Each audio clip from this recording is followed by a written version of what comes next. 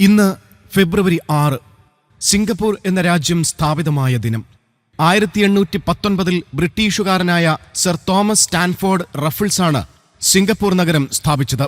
ഒരു ദ്വീപ് നഗരവും തെക്കുകിഴക്കേ ഏഷ്യയിലെ ഏറ്റവും ചെറിയ രാജ്യവുമാണ് സിംഗപ്പൂർ അല്ലെങ്കിൽ സിംഗപ്പൂർ റിപ്പബ്ലിക്. മലേഷ്യയിലെ ജോഹോ സംസ്ഥാനത്തിന് തെക്കും ഇന്തോനേഷ്യയിലെ റിയാപ്പു ദ്വീപുകൾക്ക് വടക്കുമായി മലയൻ ഉപദ്വീപിന്റെ തെക്കുമുനമ്പിലാണ് സിംഗപ്പൂർ സ്ഥിതി ചെയ്യുന്നത്.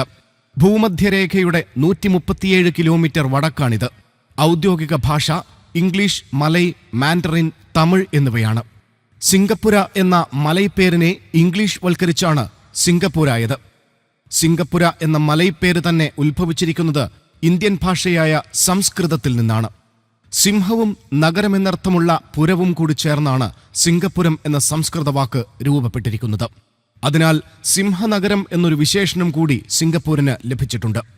സിംഗപ്പൂരിന്റെ മിക്ക ദേശീയ പ്രതീകങ്ങളിലും സിംഹമുദ്ര കാണാം. സിംഗപ്പൂരിന് ഉദ്യാന നഗരം എന്നൊരു വിശേഷണം കൂടിയുണ്ട്.